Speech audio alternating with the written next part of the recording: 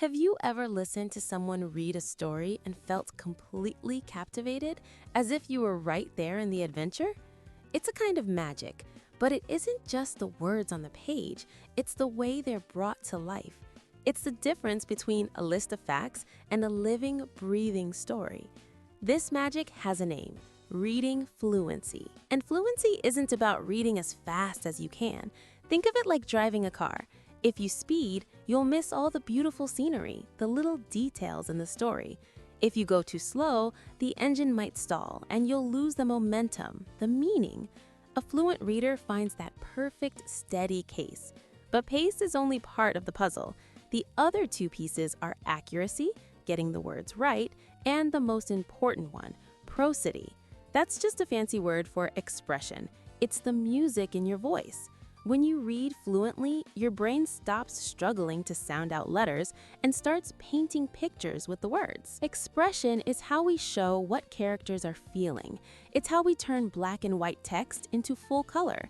Let's try something. I'm going to say the same two words, "oh no," in 3 different ways. See if you can picture the scene for each one. First, sadly. Oh no. Maybe you just dropped your ice cream. Second, scared, sharp. Oh no! A giant spider on the wall? Third, worried, drawn out. Oh no! You just remembered you have a huge project due tomorrow. Same words, completely different stories, all because of a little expression. The text itself gives us clues for this music. They're called punctuation marks, and they're like road signs for your voice. A full stop is a red light. You stop. Take a full breath. A comma is a give way sign, just a tiny pause. A question mark tells your voice to go up at the end, inviting an answer. And an exclamation mark? That's your signal to use a strong, excited, or urgent voice. It's the story yelling, "Pay attention to this part." So how do you practice this?